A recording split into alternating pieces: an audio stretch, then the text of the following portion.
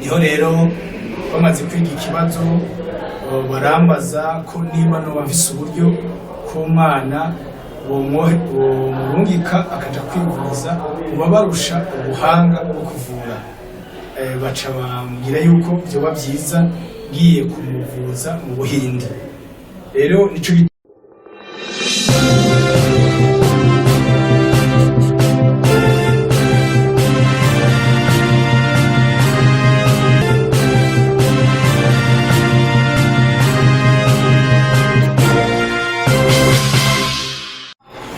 turabaramukije tubaha kaze muri kino kiganiro c'uno munsi Migisha TV. Akaba ari ikiganiro kidasanzwe aho turi kumwe n'umukozi w'Imana, umupasitori asanzwe akorera umwuga wiwe mu gihugu c'Ubuganda. Tugira tumwakire imbere mugabo yuko dutangura ikiganiro nyezina, turashaka tubanze tumuhe akanya yidondore atubwire icari kugira ngo umuntu ariko arakurikirana kino kiganiro canke azogikurikirana abanze amenye uwo ari we. Karibu mukozi w'Imana. cyane. Abakunzi ba Migisha TV ndabaramukije. Amazina yanje nitwa Pasteur Hitimana Jean de Dieu, umugabo wubatse, mfise umugore umwe n'abana 6. Abansanzwe nkorera umurimo w'Imana mu gihugu ca Uganda, rongoye ishengero bita Mubiri Church of God Uganda. Iyo ndiko ndakorera umurimo w'Imana muri kino gihe. Murakoze cyane, babariko baradukurikirana muramwumva muyo. Hama ku ruhande rundi rwanje tukaba turi kumwe n'umwana, tugira tumubaze rero igituma uyu mwana ari hano, mbega n'umwana wiwe atubwire, arafise umuryango, atwibwire mu buryo bwagutse. Murakoze cyane, ndabashimiye. Uyu ni umwana wanje w'imfura, yitwa Iriho Beloved. Hama rero Iriho Beloved ni umwana yahuye n'uburwayi, icyo gihe ndiko muri Imana nyene aho nsanzwe nkora umurimo w'Imana mu gihugu ca Uganda, agwaye indwara bita gukoma, indwara y'amaso. Hama ndamutwara kwa muganga barasaba yuko bokopera ijisho rimwe. Ijisho rimwe ryari yitwa ko rikomeye, ijisho ry'ibubamfu. Hama iry'iburyo niryo ryari rwamaze gufatwa n'iyo ndwara ya gukoma. Bace bansaba yuko rero umopera iryo rigikomeye kugira ngo bahagarike tension y'ijisho rimwe rigikomeye kugira ngo ribone neza, hama bashobore gusoma ryari rigwaye cyane. Hama turagenda mu bitaro hospital bita Mengo Hospital ahora hagati, baramwopera. Bamaze kumwopera bamwopera irya jisho ryari rigikomeye, baramwopeye ariko inyuma yo kumwopera operation ntiyagenze neza nkuko bari babyiteguye, kuko bari bambwiye yuko inyuma y'indwi 2 umwana azobabona neza, ariko inyuma y'indwi 2 umwana ntabwo yabonye neza. Turasubirayo basaba yuko bosubira kumwopera, navyo turavyemera. Baragenda aho bosubiye kumwopera barabitinya. Ndahindura mu bitaro nje aho bita Murago Hospital, ibitaro vya leta. Bararaba umwana ko gwaye, basanga uburwayi bw'umwana bugeze ku rugero rwo hejuru.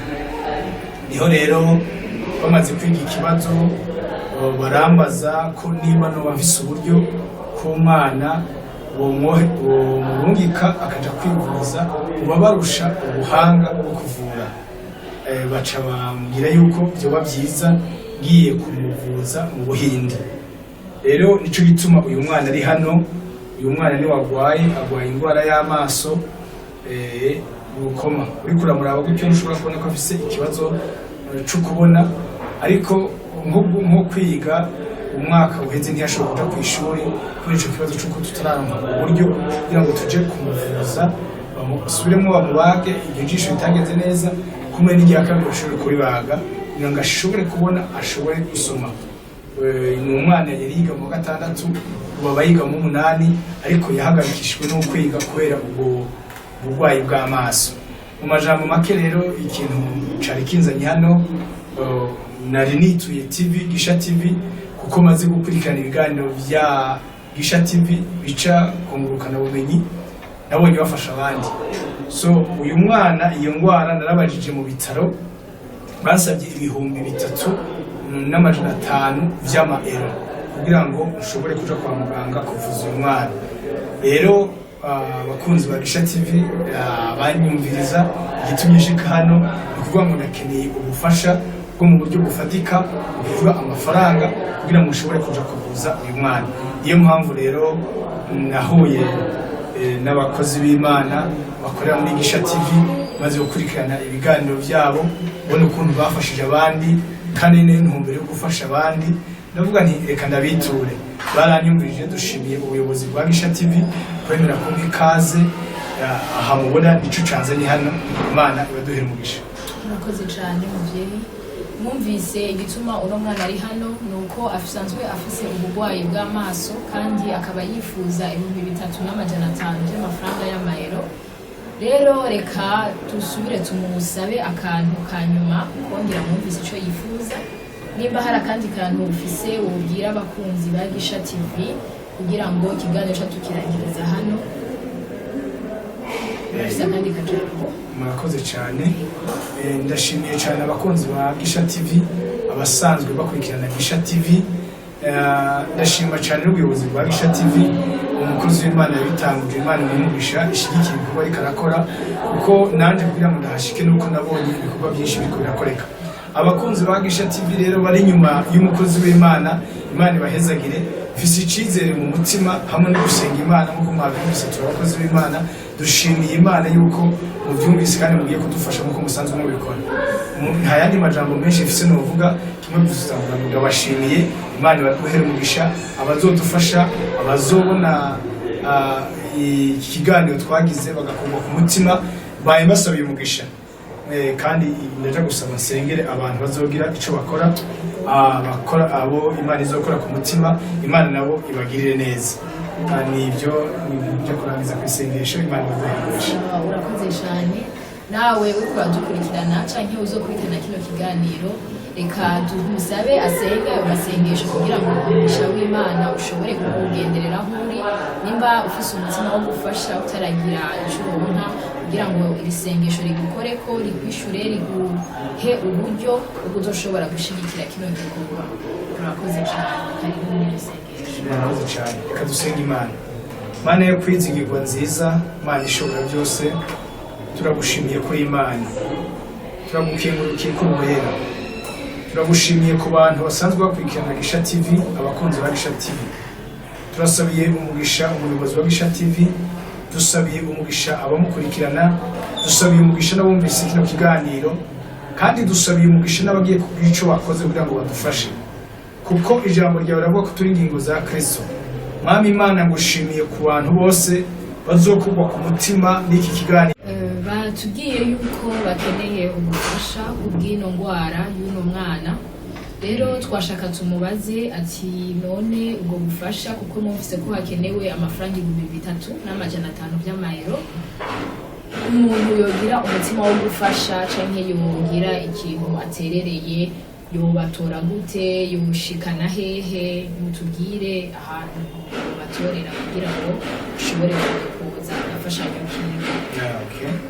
Murakoze cyane abadukurikirana. Nkuko nababwiye mu gihugu ca Uganda, ushobora kudufasha ukoresheje inimero ya konte yacu muri Equity Bank.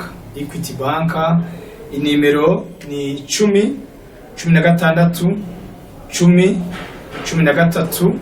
22 47 9. Amazina ni Hitimana Jean de Dieu.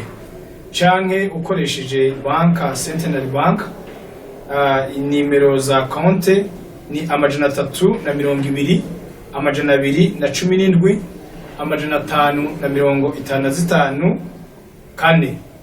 Aho hose amazina ni Hitimana Jean de Dieu. Canke urashobora gukoresha mobile money kuri Airtel yo mu Buganda, ni akamenyetso 256 726 28 45 64. Canke ugakoresha world limit, nukuvuga naho bura uri mu gihugu cyo hanze urayaronga kuri telefone kandi akanshikira ukoresheje inimero agasaraba amajana 256 amajana 789